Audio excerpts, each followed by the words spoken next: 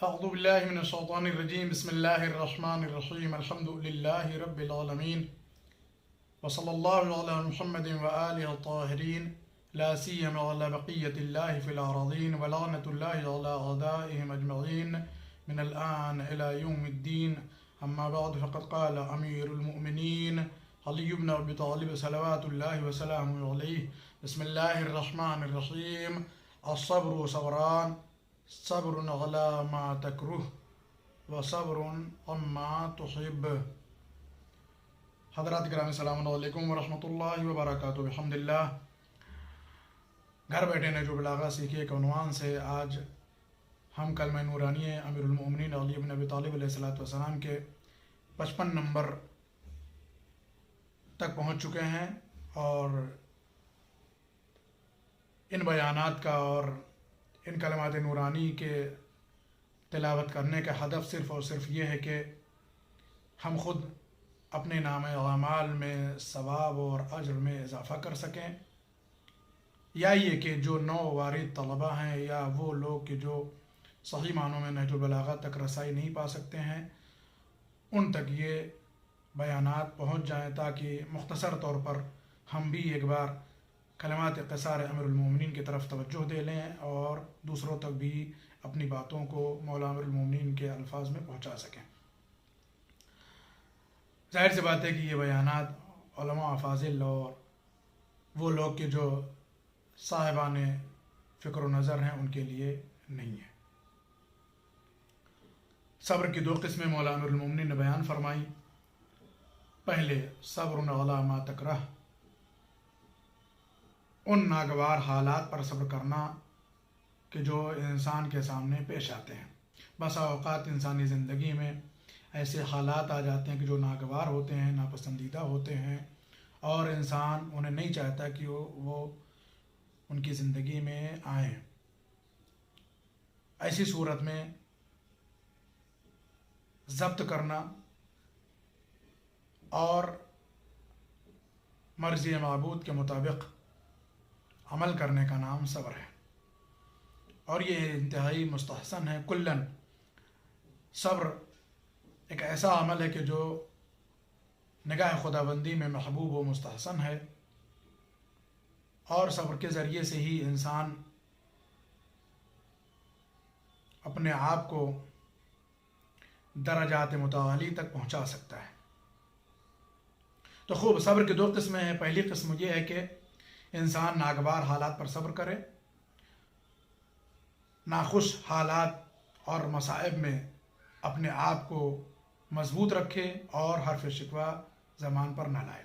دوسرے، وَصَبْرٌ عَمَّا تُحِبُّ، اور امام علیہ السلام فرماتے ہیں کہ وہ چیزیں کہ جو اس کی پسندیدہ ہیں، محبوب ہیں، ان چیزوں کے مقابلے میں صبر کرنا۔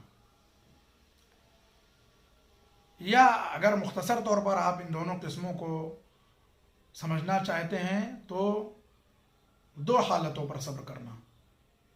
پہلی حالت امتحان کی ہے اور دوسری حالت فقدان کی ہے۔ ایک دفعہ آدمی ناخوشگوار حالات سے مواجہ ہوتا ہے، سامنے آتا ہے، اور وہ بہت ساری باتیں کہ جو اپنی زندگی میں وہ پسند نہیں کرتا ہے ان کا مقابلہ کرنا پڑتا ہے۔ ایسی صورت میں اگر صبر کرے تو یہ کیا ہے؟ امتحان ہے، یعنی امتحان کے موقع پہ صبر کرنا۔ دوسرے،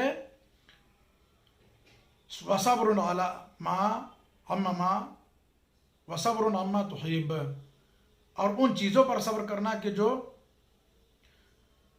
وَصَبْرٌ عَمَّا تُحِبُّ، ان چیزوں پر صبر کرنا کہ جو اس کے لیے پسندیدہ ہیں، محبوب ہیں، ان کے تلف ہونے پر، ان کے فقدان پر۔ تو خوب، 2 صورتوں میں صبر ہے، امتحان اور فقدان۔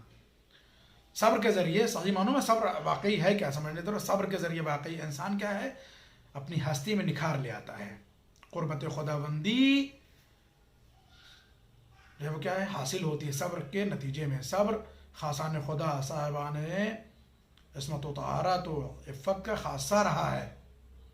صبر انبیاء کرام، رسولان ما سبق اور ائمہ معصومین برحق کا کیا ہے؟ پہچاننے کا، ان کو کیا ہے؟ ایک وسیلہ ہے، ان کے شناخت کا ایک ذریعہ ہے۔ صبر خدا کی عدالت اور روز قیامت پر ایمان اور یقین کا احساس دلاتا ہے۔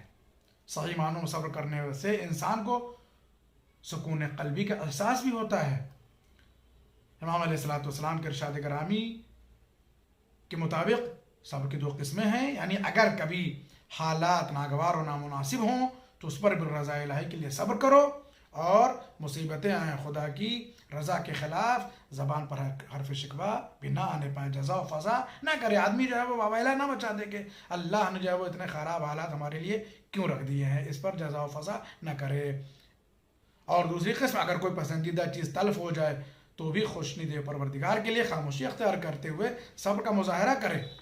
اس لیے خداوند عالم انسان کے سامنے مشکلات اور مصائب کے حالات پیش کرتے بھی وہ اس کے صبر اور اس کے ایمان کا امتحان لیتا ہے، اور اس کے صبر کا امتحان ہوتا ہے۔ در واقع انسان جس قدر صبر کا مظاہرہ کرتا ہے اتنا ہی خدا اس کے درجات کو بلند بھی کرتا ہے۔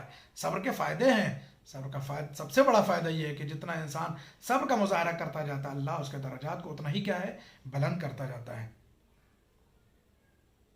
خوب، اس کی بہترین مثال میدان کربلا ہے، جہاں سرکار سید الشہداء امام حسین علیہ السلام صبر کی مکمل تصویر ہے،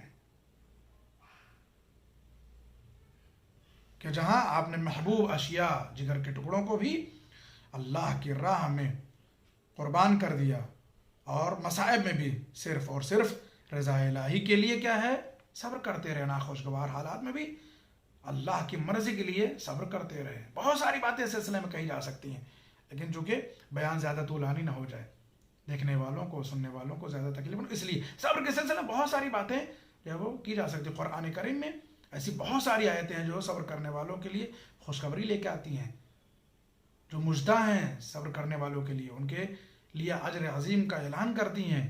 روایات میں صابر کی بہت ساری جو ہے وہ خصوصیات اور اس کے بہت سارے اجر و ثواب بیان کیے گئے ہیں۔ اگر آپ دیکھیں امام حسین علیہ السلام نے انتہائی ناخوشگوار حالات میں صبر کیے ہیں، محبوب ترین اشیاء کے لٹ جانے کے بعد بھی آپ نے صبر کیے ہیں، اور اس کے بعد صرف اور صرف رضا الہی کے لیے۔ اسی لیے قدرت نے آواز دی، بسم اللہ الرحمن الرحیم، یا ایتها النفس المطمئنہ ارجعی الی ربک راضیۃ مرضیہ فادخلی فی عبادی وادخلی جنتی۔ یہ صبر جو ہے وہ انسان کو نفس مطمئنہ کی کمال تک پہنچا دیتا ہے، نفس مطمئنہ کی منزل تک پہنچا دیتا ہے، کہ خدا یہ کہتا ہے کہ اے نفس مطمئنہ اب ہماری بارگاہ میں پلٹا، ہم تجھ سے راضی تو ہم سے راضی، ہماری جنت میں داخل ہو جائے نا۔ صبر انتہائی خاص اور اہم صفت ہے، اگر کسی انسان کے اندر آ جائے تو انسان کیا ہے درجات متعالی کو پا لیتا ہے، اللہ کی رضا کو، اللہ کی قربت کو کیا ہے انسان بآسانی صبر کے ذریعے سے پا لیتا ہے۔ لیکن واقعی صبر کرنا جو ہے وہ اتنا آسان نہیں ہے۔ مولا امیر المومنین کے اس کلمے کا واسطہ ہے معبود ہم سب کو ناخوشگوار حالات اور محبوب ترین اشیاء کے فقدان کی صورت میں بھی صبر کرنے کی توفیق عنایت فرما، اور ہمیں اپنی بارگاہ میں مقرب اور محبوب قرار دے دے۔ وآخر دعوانا ان الحمد للہ رب العالمین، والسلام علیکم ورحمۃ اللہ وبرکاتہ۔